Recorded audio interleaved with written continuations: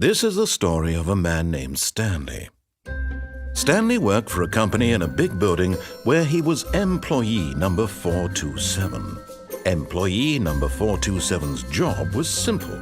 He sat at his desk in room 427 and he pushed buttons on a keyboard.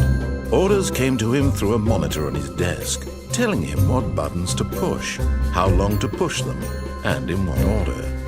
This is what employee 427 did every day of every month of every year. And although others might have considered it soul-rending, Stanley relished every moment that the orders came in, as though he had been made exactly for this job. And Stanley was happy.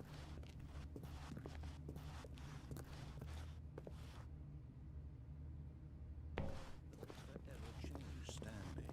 Something he would never quite forget.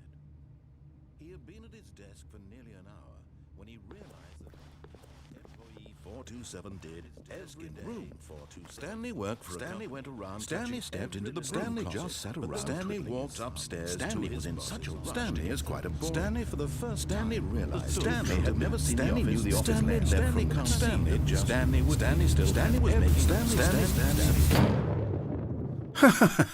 Oh, come now. You don't want it to end already, do you? Why don't we begin again?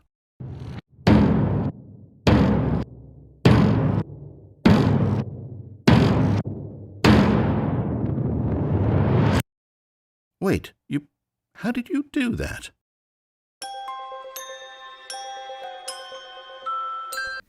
Hello everyone. In this video, my group and I will be reviewing one of the most critically acclaimed video games of 2013, the Stanley Parable.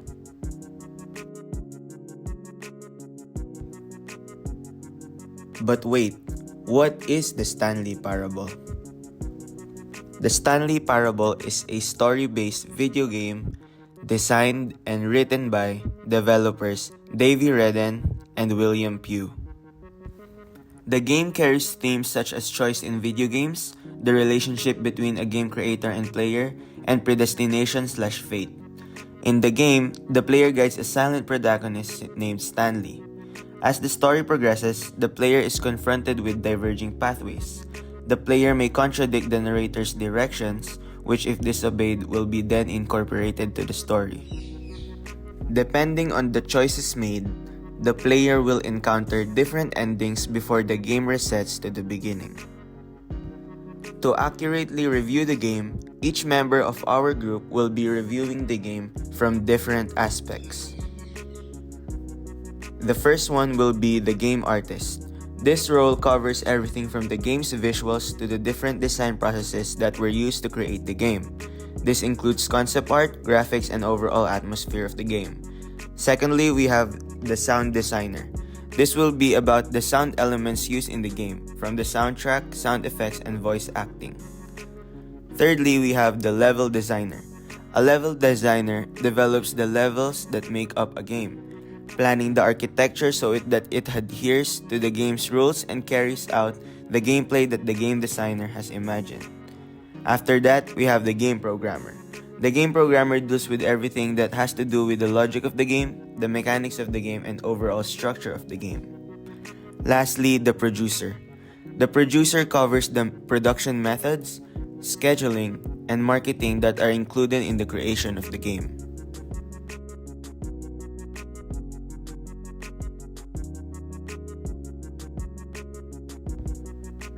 To start off, my name is Rafael Abuelo, and the role I have chosen is the game artist. So, what is a game artist?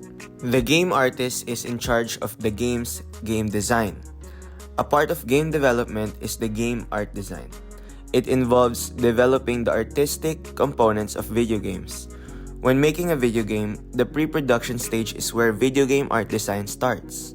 The visual artists that work on video games start working on the project as soon as it is conceived, and they create initial sketches of objects, settings, and characters. Before the game is put into production, the game designers might also generate these initial concept designs. These idea designs are sometimes referred to as programmer art.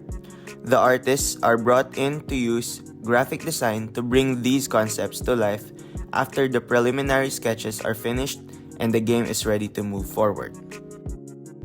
The Stanley Parable game has an impressive team in its art department. The lead animators are Maxine Lebled and Roy Soderbergh, while the artists include Simon Boxer, Dean Darko, Colin Eddings, Andrea Jorgensen, Milika Lati, Jack Parsons, and Taggart. The Stanley Parable 2013 is a game modeled and run through Source Engine, the game engine created by Valve Corporation. The Stanley Parable is a game about game design, a so-labeled walking simulator that distills video game storytelling into its vital component parts, lays them bare, and then asks why you're even playing it. Along with the game's narrative, the game design is also helped in making the Stanley Parable a game that almost granted video games an art status. The Stanley Parable is well crafted with a level and art design far beyond its original roots as a Half-Life 2 mod. With the strong narrative and message the game has, it had to be accompanied by equally compelling visuals, and it did. The game graphics rightfully sets the tone and atmosphere that it wants the user to experience. It is clear why the game has been designed the way it is. With a heavily driven game like the Stanley Parable, there is no need for complex graphics or overly exaggerated designs. In fact, the game's simplicity is what makes it even more appealing and easy to digest for the user. It helps the user realize what is actually happening in the game and diverts the user's attention to the narrative that the game is portraying.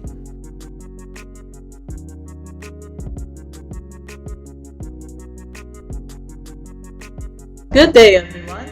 I am Ronalie Ribleza, and the role I have taken is of the sound designers. The job of a sound designer is to handle anything related to the audio from a game, especially mixing the soundtrack and occasionally the voiceovers if it is utilized. The sound designer not only adds the music and voiceover to the game engine, they also test it to see if the audio plays as intended in the scenario it is situated in. The main feature of the game is a voiceover narration done by British actor Evan Brightning. The narration is also affected by how you play through the game, from playing a bit faster than intended to completely disobeying his instructions. The original Half-Life 2 mod did not have an original soundtrack of its own.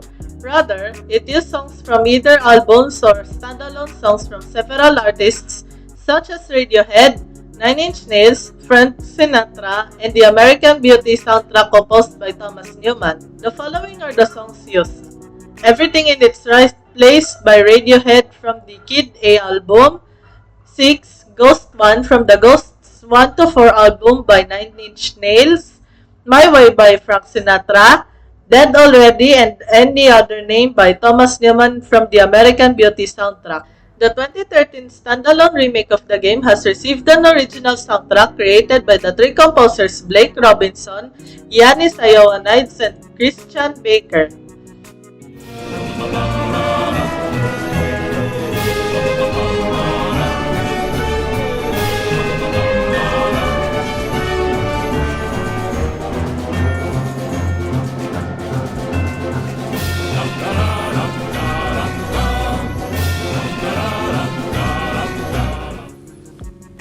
Hello, my name is Omar El Sadek and I'll be representing the role level designer. So what does a level designer do? Level designers are partly artists, game designers, storytellers, and engineers. They are the ones who define the vision of the game and the ones that construct the game world in which the game exists as a whole. What are they specialized for? Level designers are more focused on creating and reasonably implementing environments, stories, quests, and of-course levels. Level designers are also the ones responsible for creating level entry and exit points, along with guides that help the player play through the game logically by providing clues, rewards, objectives, and rules. Although there are additional level designers, I will only be discussing lead level designers. Stanley Parable has two main designers, Davy Redden and William Pugh. The Stanley Parable has a well-crafted level design, with the level design far beyond its original roots as a Half-Life 2 mod. All levels are conspired to ensure the player never gets lost, as most modern games are often described as a roller coaster that goes up and down. Stanley Parable is a game that's built from nothing but plot twists on every corner. Designers didn't want players to feel like they were being pushed around by the game world and didn't want the narrator overshadowed. The information gained from the player when making decisions had to be carefully managed, since the choice made by the player has to be the first in creating a relationship with the narrator in-game. The narrative structure had to be adjacent to how the level was designed, begging players not to follow directions and then punishing the player with a dialogue on the futility of fighting the narrator, allowing the player the freedom to either follow directions or not from the narrator. Depending on the actions done by the player, an example would be the coward ending, also known as the reluctant ending. This ending occurs when the player decides to close the door at the very beginning of the game. Hi, this is Domingo, and be doing the part of game development in our chosen game, Stanley's Parable. Today I'll be discussing the logic, structure, and mechanism of the Stanley's Parable game.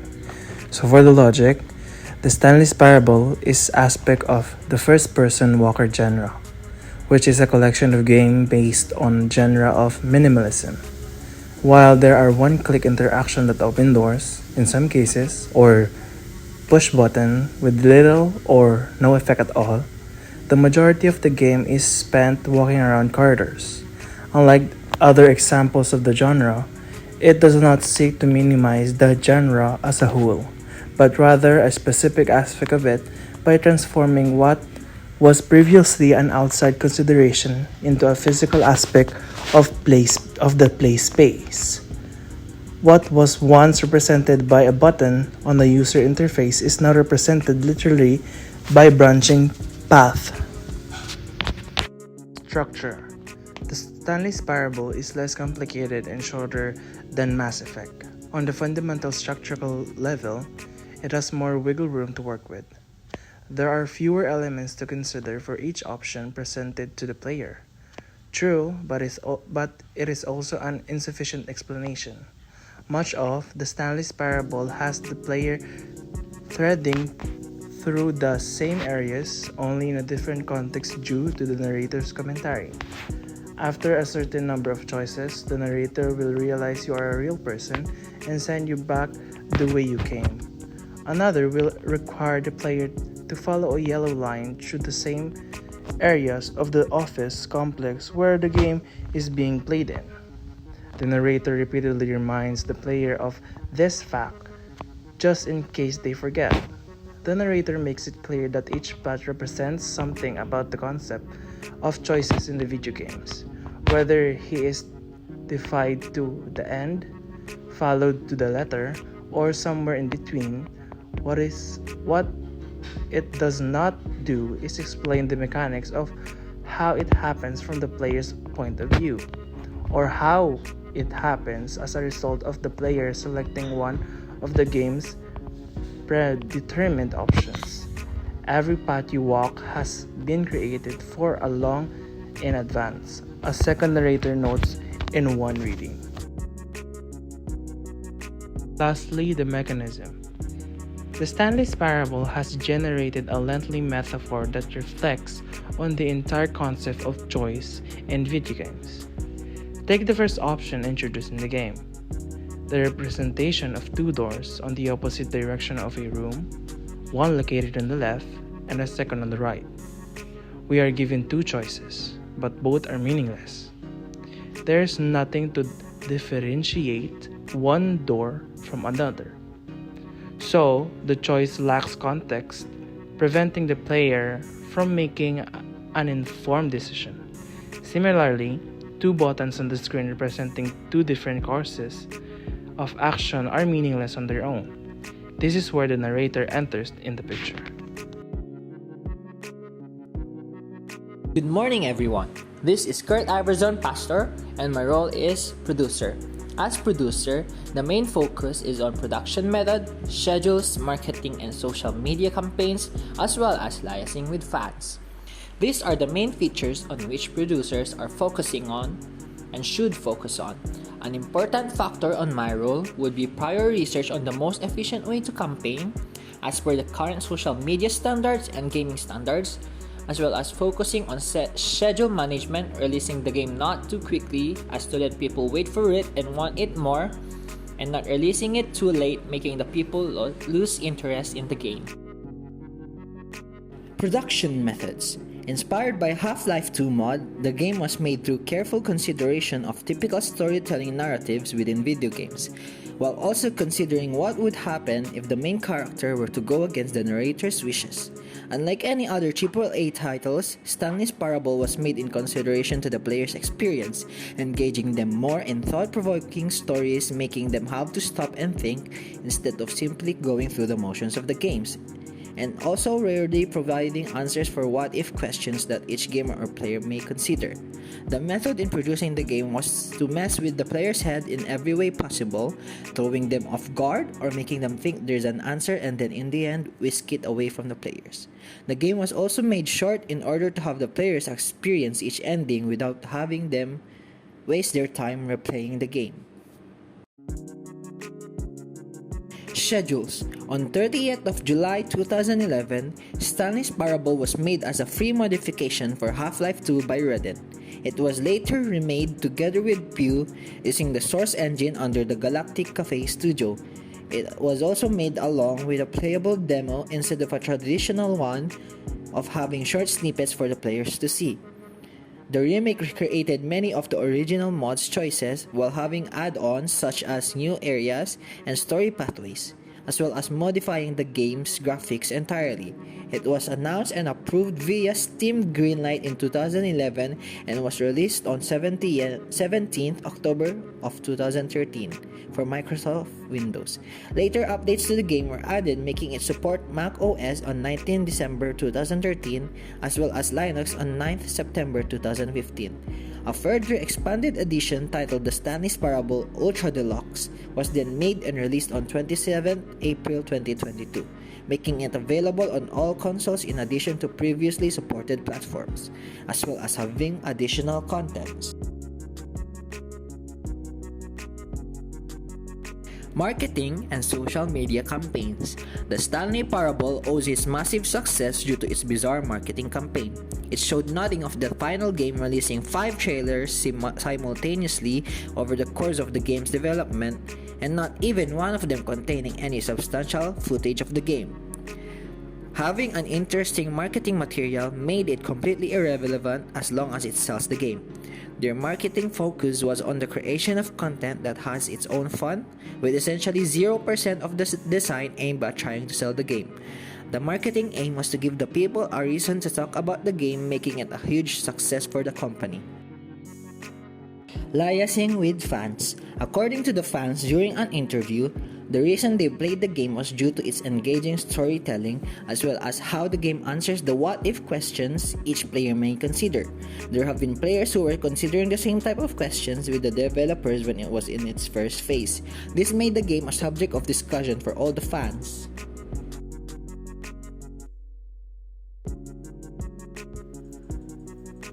And that concludes our presentation. Thank you everyone for watching.